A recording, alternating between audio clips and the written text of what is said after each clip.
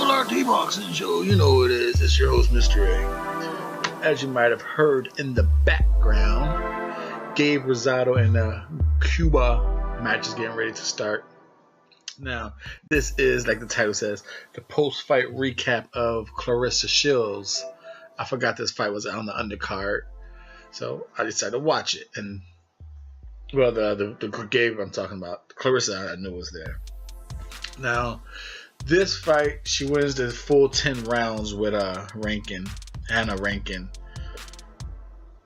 Now, you could look at it as two ways. Disappointing, like, okay, where is this power Claressa Shields everyone keeps talking about? She seems to throw hard. She seems to do all this. But she went 10 rounds and didn't even really rock. Well, she landed some good shots on Rankin. Or you can look at how I see the fight. You know, her second fight with John David Jackson. And like I said, to me, and I always said, we've been, the WRT Boxing Show, we've been doing Claressa Shields' career. We've been on it. Well, we cover it. I don't know if we're on it, but we cover a good amount of her fights. And I always talked about, as imposing as she is, the flaw was, when she punches, her head is there. And in fact, she throws too many punches, you could time in between her. And now John David Jackson has her fighting slower, placing her shots. And at moments in this fight is when she did get hit, is when she kind of reverted to her aggressive style of just throwing combinations. That's when Hannah was able to time her within a few shots. Catch her with some good lefts. Now, overall, Claressa Shields dominated about a minute and 45 seconds, if not more, of every minute of the 2-minute rounds, you know. But to say the good things that we saw, because I said it was a typical high energy sparring session, you could say, you know. And the reason why I say that is there's a lot of different things you saw Claressa Shields doing. The way her said, as a fan, I was happy to see things being worked on that I complained about, I guess. You can't say. The things you complain about, the thing you saw working on. You saw her being a little slower, a little more patient, placing the shots better, not swinging so wild, not swinging so loopily. She looked, her physique to look better, and they mentioned it, her nutritionist. She mentioned it was easier for her to make weight. And you always hear boxers say, you know, making weight easy is a happier boxer. She looks happier, and she looks, you know, she looks, still got that cocky attitude that, you know, you want her to have, but she looked better. She looks more confident within what she could do with her body. You know, she believes in the physical change that she went through. You can see it. It's starting to show. She's starting to believe the bigger picture that John David has for her. Okay, dude, you're only 7, or you just turned professional. Slow your fucking roll. Let's think how great you can be. You need to pace yourself. It's not about going out there and knocking people out. Like I said, and you saw that. You saw Claressa Shields work good behind a left jab. She was flicking a jab out a lot. I liked that part of her game. And the best, like, first good punch came at the end of the third round.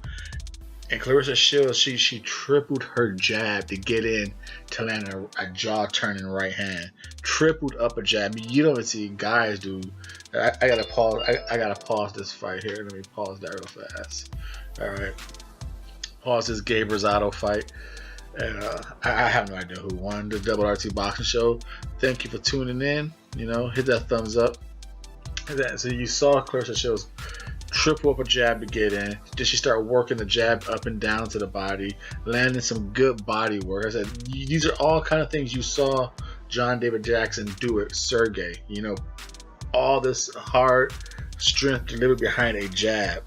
And that's what he got Claressa Shields on, moving a little bit, not being so heavy on her feet, you know, because she was more about just being heavy on her feet, coming to bring an ass whooping. He's teaching her, like, be light, you know, fucking throw, speed up your, you know, not always power on your shots, just throw some shots. You see a transition in Claressa Shields, and you see Claressa Shields trying to stick with the game plan, but sometimes fighting it and going back to her old self. But like I said, she graded herself a B plus. It's a B. It's in there somewhere, you know. If you want to go to detail and go B plus, but it definitely is a B. It's not an A. It's not a C. Definitely gets a B. Rankin was game. She was just skill wise. The only chance she had was to throw in between the storm of Claressa Shields, you know. And like I said, she caught Claressa Shields a couple times, but and it makes you wonder. The movement of Rankin wasn't like, I guess you want to say the survival movement, or how you ever want to label it. You know, it shows that the offensive weakness of Claressa Shields is, how she still has to discover how to deliver her weapons. And defensively, you can see the fact that she has that learning process in her offense. If you can move and keep her feet resetted, it's even a longer process for her to do her offense, and then she'll start getting really aggressive and overreaching and revert back to her old powerhouse Claressa Shields, which is, it needs to be polished, like what John Jackson's trying to do. So if you can move around the ring, you might have a chance still to bring out the flaws of Claressa Shields, make them shine brighter. But like I said, I like this fight as a fan because it was cool to see John David Jackson and her reaching. You know, she said it. They spent 11 weeks working on a camp, and she was sitting there in the corner watching herself on the big screen, seeing what she was doing. So, like I said, the cockiness, the confidence, the shit talking, all that, and the backing up was there for Claressa Shields. It was just nice to see It was nice to see a broad insight, you know, the strategy open up more. You know, she's not just being tunnel vision on her career. She's realizing and smart enough to realize